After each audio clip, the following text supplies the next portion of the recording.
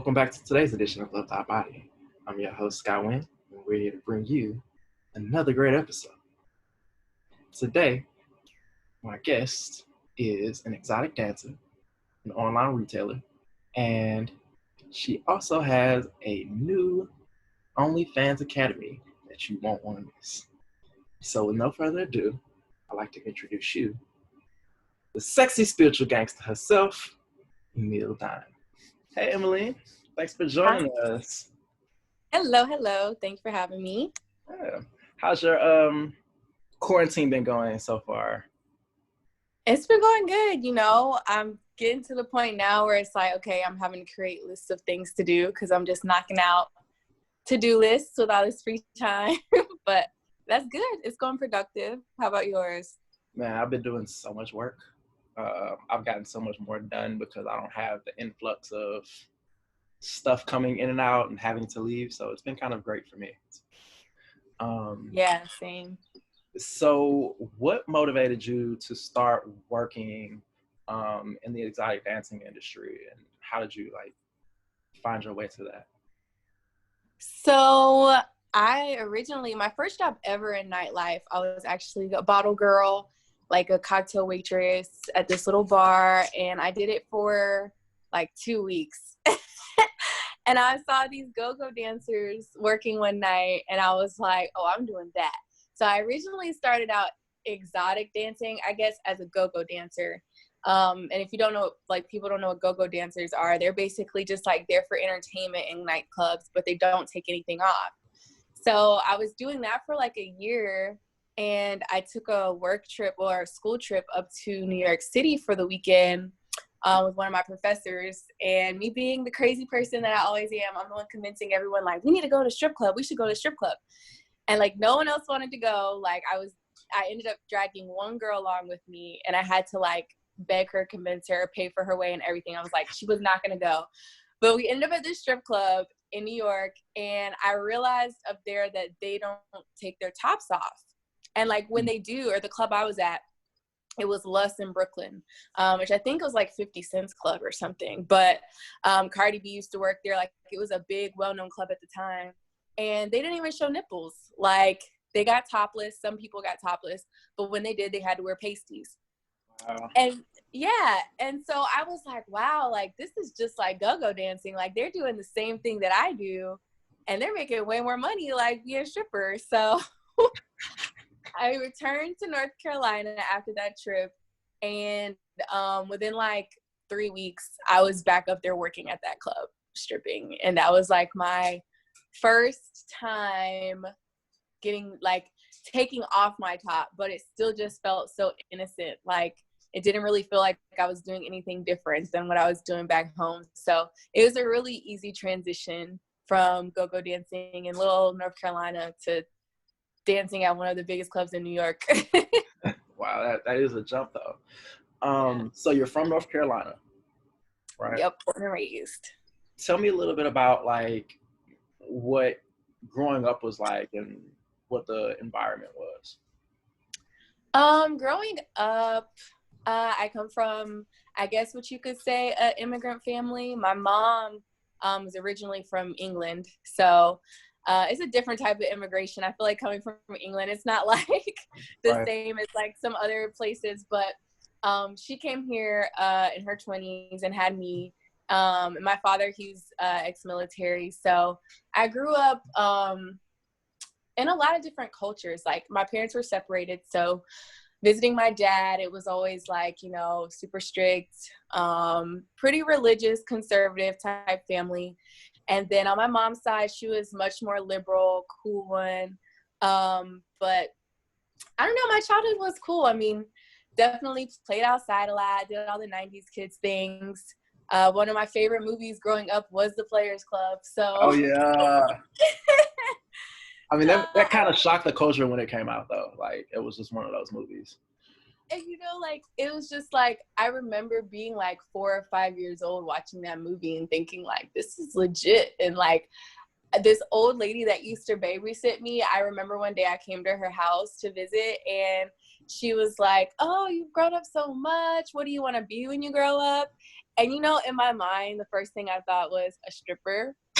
But I knew, I couldn't say this. Like, I knew it was still, even that young, like, I wasn't one of those kids that was, like, always saying shit and, like, didn't know better. Like, I was a very smart kid, and I knew, like, I can't say that I want to be a stripper to this lady. So I said a singer, because it just was, like, the next thing that came to my head, knowing I can't sing, everyone in my family knowing I can't sing, but, like, I just think it's so funny how, like, one of the first professions I really wanted to do was stripping. Interesting. So when did you become like aware of your body, and what were some of the like messages that you were taking in at that point?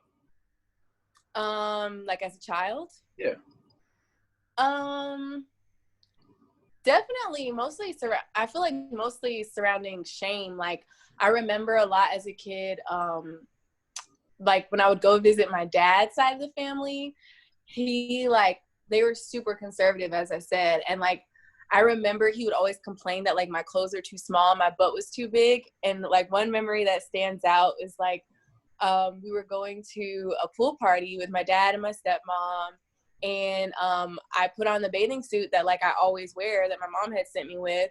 And my dad and my stepmom just looked at my ass, and like my stepmom just laughed and shook her head, and she couldn't believe how big my butt was, I guess. Even though like my butt is not that crazy big, but I guess because like I was so skinny, like even now, like I'm skinny, but the biggest thing on me is my butt.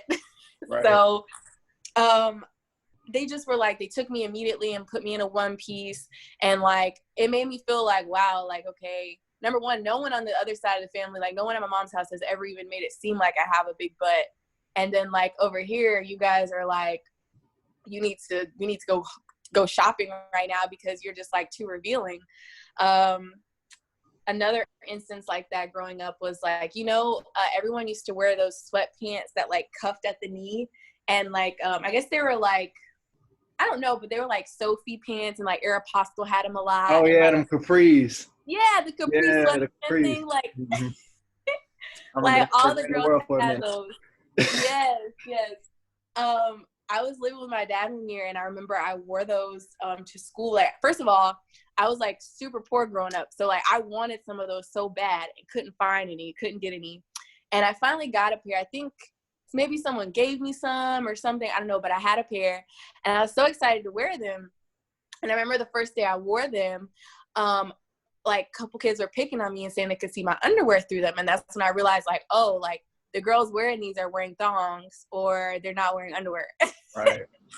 So I remember like I went shopping with my stepmom, and I bought thongs, and my stepmom didn't think anything of it. She bought me thongs. When my dad found those thongs, like, oh yeah, he was like, it was like World War III, and I was like, yo, like I didn't see what was wrong with wearing a thong. Like it was just so much. I feel like being taught to to hide your body, to not show it off, and like to not be proud of your blessings. Like, come on now, it's a blessing. Entirely. But that's North Carolina. I mean, it's a very conservative area. Even like as much liberal stuff as the young people try to bring up, like it's still very, compared to, I mean, we're a little more hip. I would say we're more hip to South Carolina, you know, but but it's still, we have a long way to go, especially when it comes to like body positivity and like sex positivity, for sure. Yeah. So going through that, I mean, at this point you're in puberty and you're starting to develop, like, how did that make you feel about your self-image when you're getting sort of those messages at home? And, you know, what was the message in conversations like at school? It's honestly confusing to me, because at school, like, I was still the most skinniest, like, flat-chested. I still am the most flat-chested person, but like, I was not like one of the voluptuous kids at all. Like, I remember going home to my mom and being like, man, I wish I had boobs, and I wish I had a big ass and all this stuff. And my mom used to tell me, she was like, Emily, all those kids that are super thick now, like, they have ass and titties because y'all are 12 and 13. She was like, those kids, when they're grown, they're gonna be like big as a house, trust me, and you're gonna be finally getting thick. And I'm like, whatever, I don't believe you. Like, but it's like I'm 25 now and I'm finally filling out. Yeah. Mm-hmm. And she was probably right. Well, she was right. Like, you know, when you're on Facebook, you're feeling low about yourself, you're on Facebook and you see all the people from middle school that used to pick on you and you're like, okay. So did you deal with bullying a lot, or was that just sort of normal? Oh yes, I was always bullied. I moved a lot in middle school and they hated me everywhere. And then and like even in high school, like high school I wasn't really bullied because I went to this early college, so like people thought I was annoying, but like it was a really small school to where like we were more like family and everyone just kind of had their own personality and no one was like cooler or more popular than anyone else because there was like none of us there. Yeah, there wasn't enough of us. But in middle school for sure, mostly just because like I might have not had the coolest clothes, the coolest stuff, and probably, I mean, looking back on it, maybe because I was pretty, but back then it didn't seem like I was getting picked on because I was pretty. I was getting picked on because I was freaking weird. And I talked a lot. Like I was just like the class clown, but also like, will she just shut the fuck up? Like that was me. I get that. Yeah, I fit that category up until about 9th grade. Yeah. I changed schools almost every year, either because, you know, I wasn't doing well in some regard. I was a really, really good art student, but socially, I always had some challenges. And then there was a lot of rezoning here because they were building new schools and changing the way students performed and where they performed at. So I was almost in a different school every year, every other year, even though I lived in the house. So there was this constant either making new friends or reacclimating to people that I knew from, you know, another school that moved over. So there was always this shifting of trying to refine my place. What was that like for you? Like, were you,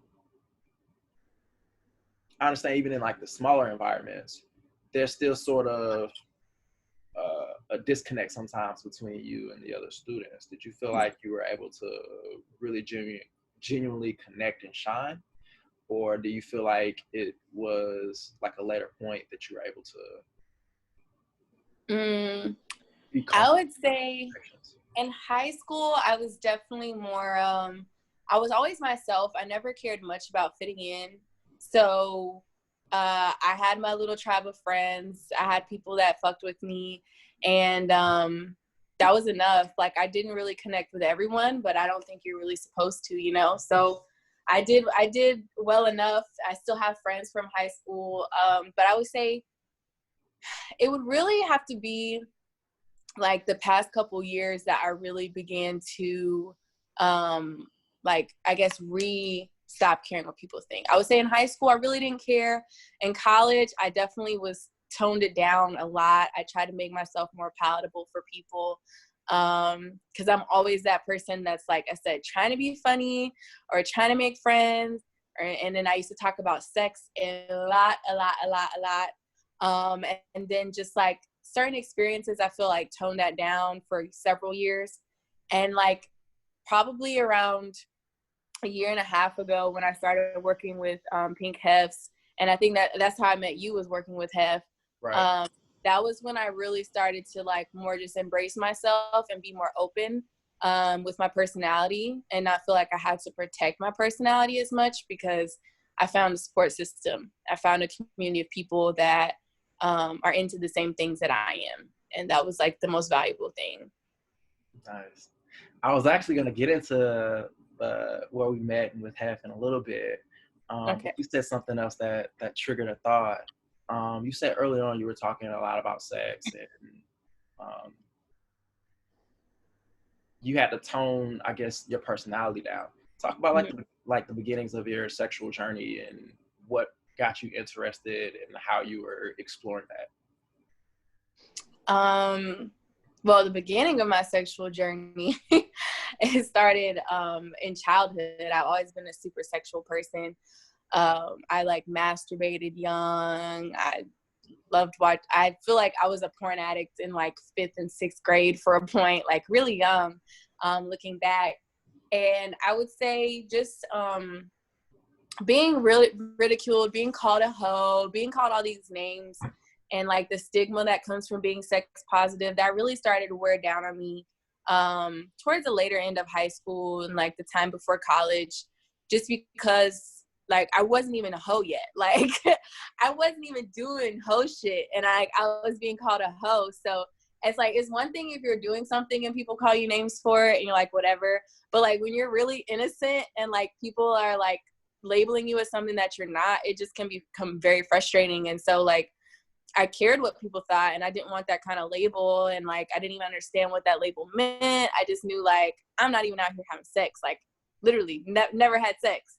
So I would say like once I just started having sex with more people, and I was like, you know what, like it's nothing to be ashamed about. Like I had all these worries of being called stuff, but if they called me that when I wasn't really doing anything, then like clearly people are just stupid, and everybody should just do what they want. So, but I don't really know when, like, I don't have, I guess like markers in my head of like when these transitions happen, but I would just say like maturity and like self-acceptance, that's just like a journey that it goes up and down too. You know, you don't just automatically be like, oh yeah, I'm completely comfortable doing this now all the time. Then you might have a couple of moments where you're like, ooh, do I want to do this? Or am I okay with being perceived that way? Like, it's not linear either, you know, it just goes up and down sometimes. But just staying true to who you are, just really meditating and knowing like, okay, I know my spirit wants this. Like, I know this is the type of person that I am. Like, I know when I was freaking 3 years old, like I wanted to be a stripper, and I've been masturbating since I was 5. So why am I like being conditioned to be ashamed of these things like in my adult life? You know, it just doesn't even make sense. Like align with yourself and just know like what type of person are you? And as long as you're being true to yourself, like it doesn't really matter what other people think. I totally agree with that. I mean, one of the things that's always been frustrating and sort of interesting to me, because you and I are very similar in a lot of ways, was that, you know, we started sexual play in elementary school, and there was always this double standard that was like ironic and annoying. It was like, you know, the guys wanted to play with the girls wanted to be played with, but the minute anything happened or it was entertained, it was like the girl took the shit into the stick and got talked about. You know, and there was like this, on one side of things, there's this fear of getting in trouble or being labeled, but there's also this desire of really being curious and wanting to explore and wanting to have like a safe space to do that, especially going through those changes. Did you do you agree with me on that? Like, that's sort of what you saw and kind of how you perceive what Poseidon? Yeah, I definitely noticed a double standard for sure, like 100%, 100%. Like, I don't know, it's frustrating because I feel like we should be more grateful for those spaces when we get the opportunity to try or explore or have someone that trusts us to play or try things, you know, and give that space so that you can figure it out or you can see what you like. And I think that's important in like all aspects and all levels of pleasure and play and enjoyment in life. Like, you never know what you're gonna like and who you're gonna like and what could be of interest unless you try or if you talk about it. And that was a big reason why I wanted to start this platform, because I had to hide my nude work as a photographer, professional photographer for, I would say, the first 6 years of my career. Oh, wow. Simply because working in television, there are these weird standards and stigmas. Like, they will look at nudity like almost like you're shooting porn, even if you're not shooting porn, even if your stuff doesn't have that look or feel to it.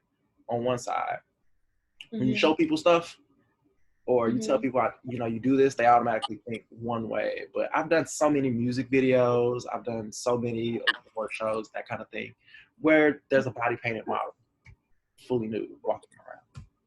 But it was like, but that was okay for that video because it was a video. But showing that, I do this as a body of work, was like, people didn't know how to take that. So I often hit it, and I didn't really have a voice for it for a long time. And what I noticed during that time process, or that time period, was that so many people have like desires to want to do things, but they're more caught up in the appearance of the situation. How's my spouse going to think about it? Am I going to be able to work? Will I feel the same way or like the way I look? So there are all these insecurities that I feel like are external insecurities based on society or other people's perception. It's true. What do you think, and especially because I think we both grew up in the conservative South. I was in Atlanta, but still, it was still the conservative South in a lot of ways. It's not like it is now. Right. Being in the conservative South, knowing that you're sex positive and body positive, even from a young age, and being misunderstood, how did you find confidence to continue pursuing being yourself instead of shutting down? Because most people, I think, would maybe shut down because of the environment. Well, I would say I still don't even feel like I'm 100% myself, because I think if I was 100% myself, I would be a porn star, like full on right now. So I still have reservations, and I still have things to work through as far as not being concerned of, I guess, the consequences of being a sex worker. I feel like, to me, or to a lot of people that actually are in the industry, we understand the differences between stripping and camming and escorting and sugaring and all these different things. But to the outside, like, once you already do one of those things, to them, you're already basically like, you're thrown away. So they see you're stripping, to them, that's porn. You know what I mean? Like, they see you with a sub, and like, they see you with a sugar daddy, and they see, like, people are so uneducated on it, on different forms of sex work, to the point where it's like, once you already are in one avenue of it, like, you honestly might as well just do whatever you want to freaking do. Or at least that's been like what I've seen on it. Because I've talked to my friends, like, before I started my OnlyFans, I was a little nervous about it, because stripping is cool and all, but most of the clubs that I've worked at, people can't even record you. So you can really be a stripper and no one ever know that you were ever a stripper. But once you start selling pictures and videos, then obviously, that's there forever. And so, like, I was super nervous about it. I was talking to friends, and my friends were like, Emily, like, if I saw you on Pornhub, I would not be surprised. And I was like, what? Are you serious? And my friend was like, yeah, like, I mean, like, people already think you do that shit anyway. And I'm like, what? Y'all think that? Like, like, here I am thinking I'm being like a conservative, like, slash, like, modestly, like, walking the tightrope, when really it's like, no one really sees you as that, The tightrope, you're already on the deep end. Yeah, like. So early. So, I mean, yeah. you said something important there. We've already sort of distinguished a little bit the difference between go-go dancing and stripping. Go ahead and like educate us a little bit on the different nuances of, as you were talking about, like camming and sugaring. Okay, so I mean, there's just like, so I don't know the textbook definition of sex work, but I consider it like work, not only selling sex, because one of my exes, she was like, you're not a sex worker, you're a stripper. You don't have sex with people. Sex work doesn't necessarily mean you're having sex with someone. Sex work means that you might be selling the fantasy of sex or alluding to the act of sex, or just basically doing work that you can benefit off of your sex appeal from. So like sugaring and being a sugar baby is considered sex work because you have this old man who no doubt wants to sleep with you, whether you're sleeping with him or not. He's probably thinking about it, or he's getting off in some type of way by having this relationship with you. So there's sugaring and being a sugar baby, where you have someone giving you allowance or paying you per date, and you may or may not sleep with this person. There's camming, which is becoming super popular now with the shutdown. And you can do that on different camming sites that are for porn, but then also people do them on like gaming sites like Twitch and Bigo. I think it's called Bigo. I don't have any experience in camming. I don't really know much about it. But I think it's pretty dope. I'm not against it. I would like to learn, how to get in on that, more money. But you have OnlyFans, which is just like a way for anyone to monetize their following. You don't have to do porn on OnlyFans, although it's a great place to do porn independently, I feel like. What else did I say? Of course, there's like BDSM and being a dom or a sub and all these different cool ways to be kinky and display your need for domination or submission. But all these different things, I feel like I said, once you're doing one of them, it's like the general society is already going to find a way to judge you, because taking advantage and like making money off of being a sexual being, like, I feel like that's something that everyone deep down like would love to do. Like, as much as we all love having sex, like, you mean to tell me if someone wanted to give you $5,000 to have sex with them, like, you wouldn't do it? Like, you would be like, oh yeah, like, I'm already gonna have sex with you anyway. You want to give me some money? Sure. Like, people get married because they want to have like financial security. You know what I mean? Mm-hmm. So I don't understand why I understand why it's so frowned upon. And I think that is because deep down people want to do it. Like, the things that people judge the most are usually things that they're curious about, or they feel like they have to suppress in themselves. So sex work is just like generally frowned upon because most of the general population would love to make money those ways. They just remain uneducated on it. And it's just easier to say like, oh, I have a real job. I work hard for my money. Like, okay. I mean, a part of that is, a part of that is brainwashing though. There was interesting saying, when the Native Americans first met the Pilgrims tried to buy the land. They said, I can't sell you something that's not mine, right? Because all they did was they worked the land during the day, and at night they had sex. They had no fundamental idea or aspect of money, mm-hmm. or needing to pay for services and goods from each other. They shared it. So it was like this thought process that you have to work hard for the things in life that you should naturally be able to enjoy is something that is really more indicative of the capitalistic society. Yeah. Not so much the way we've all been naturally built. Yeah, it's yeah, it reminds me of one of the most awkward moments that I've had in the strip club was this girl. She was gorgeous girl. She came in there. I was actually working in Miami for Art Basel weekend, and she was from Paris by way of Ghana. So we had a lot in common. Like, when she said, like, we both were Ghanaian, which was crazy. But we were chatting for such a long time. She was so beautiful, and I was like, I had met my goal for the night, and I knew they weren't gonna give me no money, but I was just like really interested in talking to her and getting to know about what she does. And then it just got really annoying because she kept asking me so many questions, and she was like, you know, so what do you want to do with your life, and what are your plans, and all this stuff.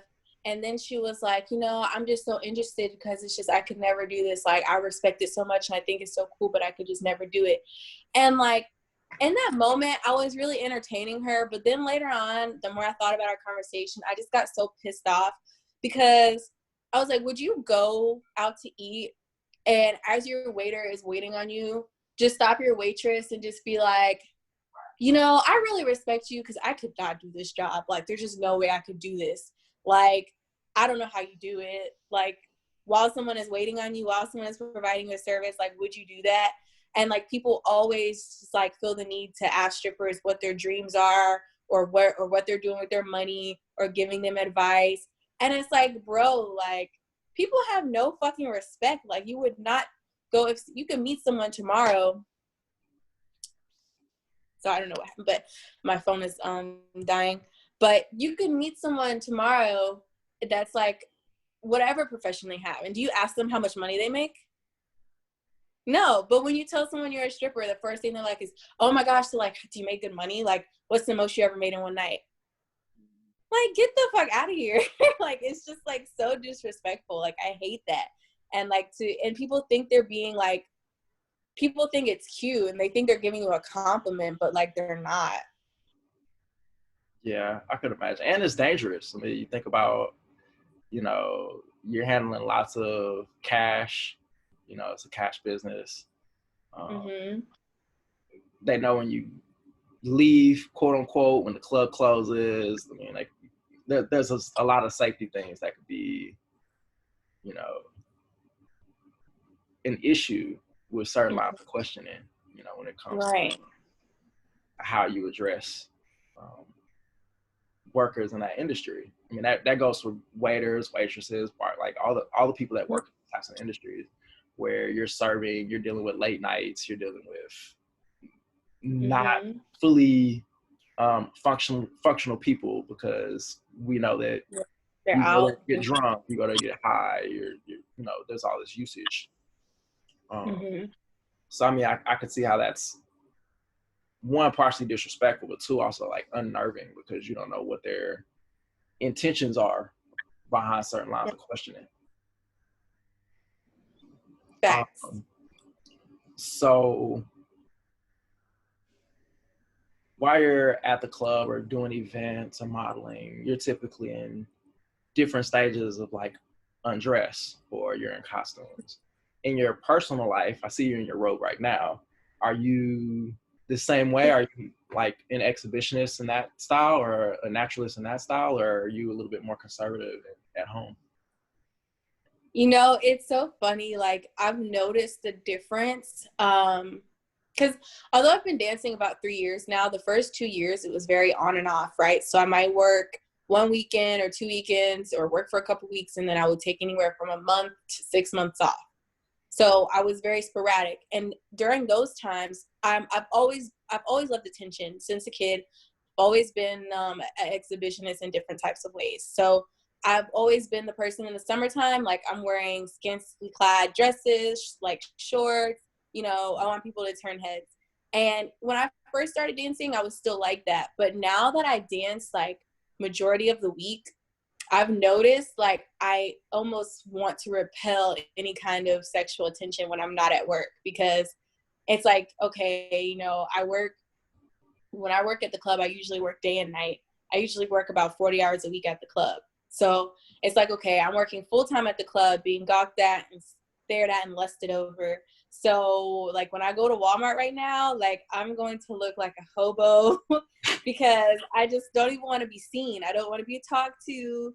Like, I generally dress like a bum, like, honestly, at this point. I only do my makeup when it's for the club. Like, I did my makeup today because we've been in quarantine for like, 3 weeks now. And I'm like, okay, I need to at least make some YouTube videos or do something to keep myself busy. So I've tried to like make myself do my makeup and stuff, like, just to sit around the house. But like, if the world was turning normally right now, the only time you would see me like getting cute is to go to work. And then other than that, like I'm bumming it, like straight bumming it. Mm. So how has that affected your personal relationships and your sex life? Because naturally, like I said, you're being sexy for people on demand, quote unquote. So what is that? Now that you got this off switch, like how does it do in that aspect? You know, it really has affected my relationships. Like, that's such a good question, because that was one of the biggest problems in my last relationship, outside of like fundamental issues like trust and maturity. But definitely, like, there was times like where my ex-girlfriend would get so mad at me because she'd be like, oh, you posted this picture on Instagram, how come you don't send me pictures like this? Or, oh, you're posting this picture. Like, she would always get mad that I would post like sexy pictures on Instagram or whatever, but I wouldn't send them to her. And then she would get mad like that I never wanted to dance for her. Like, she used to bitch and complain, like, because like, say we would drink, like go out drinking. And while we were out drinking, she'd be like, oh, I want you to dance for me. And I'd be like, okay, when we got home, I'm like, I got you. And then we get home and we just fuck or go to sleep or something. So it would end up that like I never gave her this dance that she wanted. And like, I just remember one time, like we had like a 3-day argument because because I don't dance for her. And I'm like, first of all, like, do you want me to treat you like a customer? Like, do you want me to treat you like a trick, or do you want me to treat you like my girlfriend? You know what I mean? Like, I can't, like, I understand, but at the same time, it's like, you got me. So, I mean, you see me naked all day, every day, walking around the house. So, like, you need me to start dancing for you? You need a lap dance? Like, I just don't get it. So it has caused issues, and I see how it could be a problem because, like, yeah, I don't want to be overly sexualized in my personal relationships. Like, my job is to be overly sexualized. So, like, when I'm with you, like, I want you to think I'm sexy, like, being a bum. I get that. That's such a two-sided coin because Yeah. especially when you're an entertainer of any caliber, of any sort, it's very difficult for someone who is not in the business to understand that is very much a part of your personality, but it's also become a persona that you have to wear. Early in my career, like, I modeled. Didn't really like it. Actually, I have mixed feelings about it. I like modeling, but I don't like being told what to do in certain aspects. I like being able to express myself. But when you go out, or like you're using the example of going out dancing or going for drinks, there are just certain things that you do that are your profession that no longer become fun in your personal life. Like, my biggest pet peeve is when I go to somewhere, I'm at a bar and I know I'm good and drunk, and then I get that one person that's in our group or that just met us and hang out, and they say, "You're the photographer, take the picture of us." That's when you take the shittiest photo you can take of them. Oh, that's the steam literally comes out of my ear because it's like, I'm not at work. Right. I do love what I do. I do enjoy shooting. Right. But, that's like when you invite your cousin who's an accountant to the barbecue and then you say, yo, why you eat that plate? Do my taxes for me. Like, right. It's the same kind of thing. But I don't feel that the average person equates it that way.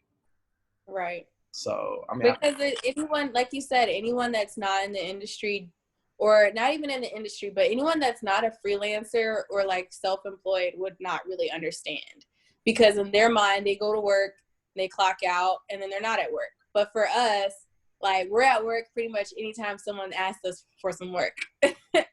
We're at work when we walk into the bar, we start having a conversation that you thought was friendly, and then you find out there's some type of business opportunity or something. Opportunity that could stem from this, and now I'm not at the bar having a drink anymore. I'm now in an impromptu meeting for whatever my next business deal could be. So there's never really a true off switch when we get to go in public, because there's always opportunities everywhere. Opportunity, or if you're a known face in your area, there's always someone who recognizes you and expects a certain thing of you or wants a certain thing of you.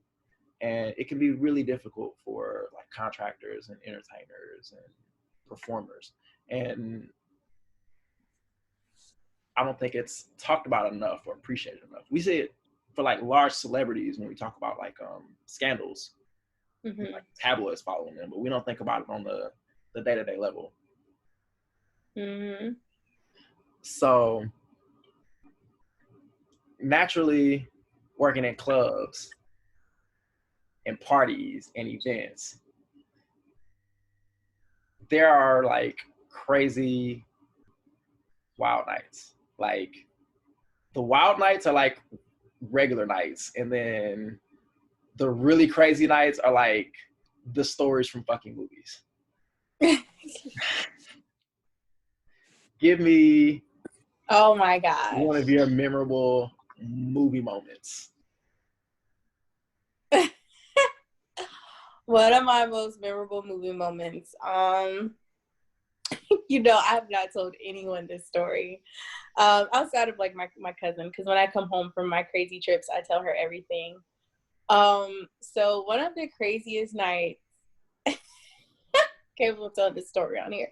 So basically, so in Miami, for those of you that don't know, the strip clubs there are, let's just say, very liberal about what they allow to go on in the strip clubs. So it goes down in Miami strip clubs. People definitely can go there and get their full service sex works need fulfilled, your hand jobs, your blow jobs, your fucking whatever you need. Most of the clubs down there do allow it. They turn a blind eye to it, right? And I've known this, you know, from working down there. And although I'm not a full service sex worker, I found ways to, you know, still make money doing my due. And one night I'm working at this club in Miami. I'm not going to say the name, but I'm working at this club and I'm dancing, and I glance over and I see this guy who looks like so like, just like this guy that I know that I've slept with plenty of times. Great, great, great sex. And I'm just like, is that him? Like, nah, that's not him. But I do know he lives in Miami sometimes. So I'm like, or he's in Miami a lot. So I'm like, okay. I just like, whatever. So then I look over again and I see a guy that's not him, but has the same aesthetic. So then I was like, okay, I'm tripping. But then I walk over there and I see that there's two people. So there's one that is the guy who I thought it was, and then like someone with his aesthetic. So that's why I was like far away, confused as shit. So I walked up to him and I'm like, oh my gosh, like we give each other this crazy hug. And like, mind you, I'm working. So like I'm basically naked. And we're just like completely vibing, like instantly horny when we see each other. Like we just have that kind of attraction. Like we see each other and it's like on sight. So I'm like, oh my gosh. So of course me, like, I'm like, you want to dance or whatever? Like trying to sell a dance. But then in the back of my mind, I'm like, he don't want no dance. Like he's not going to get a dance. He wants to leave and fuck. And he's like, I'll get a dance. Let's go. I'm like, okay. So I'm taking it to the back, and let's just say we started doing a lot more than dancing. And like, so like there's two rooms in the club. So there's like there's two options for selling a dance at the club. So you have the private rooms, which are like maybe a couple $100, and I'm not sure how much they are, but you give the club like $70, I think, to dance there, but there's beds and like you're not dancing there. And then there's like actual dance section, like for like just curtain dances, like however many dollars a song it is to be back there dancing. And so like me being like so used to not selling the rooms, like I'm like, let's go do a dance. So we go to the dance area, which really we should have just went to the private room area because we would have been good. But we were in the dance area fucking. And like a bouncer comes, and you know, it's Miami, so it's nothing but Spanish. So this bouncer comes and he pulls the curtain and he sees us and he just starts screaming in Spanish. And then he goes and like it's another bouncer, and like mind you, like my dude, like he's got a pretty good profession. So he's like scared as shit. Like he throws on his clothes real quick and he's just like freaking out. And then the bouncers come back after like screaming all this shit in Spanish, and he comes back and he's like, $70. And I look and I'm like, because we think we're going to jail, like, you know, like we're like we're like so scared, and the bouncer's just like, $70, you can finish. And I was like, what? And like I just see like he handed him like a ball of 50s, like probably gave him like $150, $200 to just get the bouncer out his face because he was just so scared. And like the bouncer closed the curtain and like was gonna let us finish, and like we're both scared out of our minds, like we're not trying to finish right now. Like he's like all dressed up, he hands me a handful of money. I'm like, what the fuck, like what just happened? That's funny. So yeah, I whole life fucked in a Miami strip club, but it's not what someone may think, man. You got to hear the whole story. Oh no, and that's a great story. That's a great story. And I mean, let's be honest, that's happened in regular clubs. For real. I'm used to that in regular clubs, so we can't even put that on just the strip club. That's right. Living life young and wild and free. But you know, I'm like not a public sex person though. So like if I'm out with like my girlfriend or boyfriend and like they're trying to fuck like at the bar, like I'm gonna be terrified. Like it's not happening. Like I'm like the type of person, like if I'm scared of getting caught, like my vagina is just gonna like close up. Like it's not happening. Yeah, I can't do public sex. I'm way too scared of getting caught. That's interesting. It's kind of either or. It's like you either really get off on the thought of almost getting caught, or it's like detrimentally scary. Yeah, exactly. And I'm just like, these people that get off from it, like, I don't know, they must have never been caught bad enough. I've been caught pretty bad and I still enjoy it. Really? Yeah. I've had some situations in life. Oh my gosh. I'd love to hear those stories. Oh, man. I was still living with my parents when I was my first year and a half in college. I'll tell this one because it was so long ago. But the statute of limitations. The statute of limitations. So, but it's a good one. It's a good one. But I was living with my parents. I have two much younger siblings. So when I say like nothing went down at my house, nothing went down at my house, which is I think how this process started to work for me, because it was always I had to go sneak somewhere to find somewhere to play with whoever my partner was at that time. Anyway, I was driving home or riding home with the girl I was dating in college at the time. And before we got to my place, we decided to stop and park behind a grocery store that looked mostly empty. And I mean, South Carolina, like North Carolina, you're in the woods. Like it just might be just a store and you're just looking for a parking lot to go do your thing and keep it moving. So we're in the front seat going to work, and short version, a car pulls up behind us.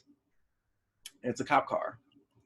And he turns on his lights and he just sits there. And we're kind of going and we see the cop, and oh shit. And literally. Wait, so y'all didn't even notice they pulled up on you? Not at first, because I mean, but because he pulls up and he sits and then he turns the lights on. Cause I mean, we're getting to it. So short version, he waits like 5 minutes before he walks. You're probably jacking off. He waits 5 minutes before he walks up to the car, and he walks up to my side, and because we're on the passenger side, and she's like, knocks on the window. Hey, what's going on here? Nothing. Looks like y'all are having some, I'm still trying to like struggle to put my pants on and stuff. And he's like, oh, it looks like y'all are up to no good. Get your ID. So he looks, he sees I'm like 19, she's like 21. And he's like, oh, you like him older? And I'm like, oh God. Oh my God, is he really? I mean, he's like heckling me, like while we're sitting here scared for our life. And he says, oh, well, we patrol behind, these areas behind stores and stuff to make sure people are up to no good. Y'all were up to no good, but not the kind of up to no good I'm looking for. So, to go next time and, you know, get out of here. But I remember that was just one of those moments when I was like, oh, you got lucky. I got lucky. He let us off. You know. But, you know, that was one of those moments I was like, oh my God. Is it over? That's why you're still okay doing it, because you got off, man. You got off easy. Now you're like, okay, look, the sex gods have blessed me and they will protect me. Oh, I mean, I won't try it in those type of spaces, but I'll still definitely take a risk, a calculated risk here or there. Risk it for the biscuit. Risk it for the biscuit. So you've mentioned, you know, that you've had girlfriends, you've had boyfriends, or guys that you deal with. Talk about like that side of the journey and like what is it like as the dancer or the performer? How do you deal with your attractions and that type of stuff? First, the sexual journey with, you know, how you identify and then how you deal with that in the workspace. Well, you know, working around a bunch of beautiful half-naked women is like the greatest job ever. I'm like always at work, like thinking about who my next wife is gonna be, or like staring at girls on stage. Like it can be almost a hindrance sometimes. I have to snap out of it and be like, girl, like stop staring at these girls, talk to these customers. So that part of it is fun, but I would say honestly, relationships in general, like I just don't really do them too well. I feel like it's really, in my experience, it's been hard for me to have a relationship go far with what I do. I've dated people and like started little situationships, and then like I just see it never materialize. And a lot of the times it is because of what I do, not even necessarily about trust or anything like that, but just like people just don't want to be associated with the stigma that comes with it. So definitely have avoided relationships and kind of pretty much vowed to just avoid them until I'm like done being an entertainer. And like as I move on to other ventures or do other things, then like maybe I'll pursue a relationship. Now, of course, if someone just fell out the sky that I just knew was meant for me and they accepted me, then cool. But like working towards something and trying to calm someone's fear over like what I do, like I just don't have time for it. Like I need someone, probably gonna end up with someone that's like in the industry somehow. I feel like that's gonna be like the easiest way, but even that isn't promised. I don't know. Relationships are just so, you know, complicated. But yeah, I mean, I don't feel like being bi necessarily has like affected how I work or anything like that. But I would say I think being with a woman would probably be easier than being with a man right now. Even though my last relationship was with a woman and it didn't work out the greatest, but even still, I feel like a woman would have a little bit more understanding of the type of hustle that I have. Speaking of hustle, there are, I guess, two types of, archetypes when you talk about adult entertainers, right? There is the hustler, like you see in Players Club. Uh-huh. Still there? Yeah. There's the hustler, like you see in Players Club. Mm-hmm. And then there is sort of like that damaged person who's found their way into this industry through whatever means that they've gotten there. Do you feel like that is an accurate depiction, or do you feel like there's a bit more nuance to? I think that there is a bit of truth to that, and I don't think a person has to stay a victim or they have to stay. For whatever reason, you end up in the industry, right? You don't have to stick with that archetype. You don't have to stay that type of person. A lot of girls, they might get into dancing because it was a last resort, but once they get on their feet, they continue to dance and make money and use it in proper ways and invest it and stuff and use it as a stepping stone. So, but I do think, yeah, you know, there's definitely two worlds. There's two sides to every world. And definitely with the exotic entertainment industry, it's like, okay, you have girls that are there because they have absolutely nothing. You have girls that are there because pimps are making them come in. And then you also have girls that are like, you know, doing big things, like literally doing big things. And this is like a side hustle to them or a means to an end. But definitely, I think everyone can have a happy ending with dancing. Hey. Yeah, I think everyone can have a happy ending. But definitely, you know, there are people that are victims, and that's like the sad part of it. And I think everyone just being more educated on the signs would be the best thing.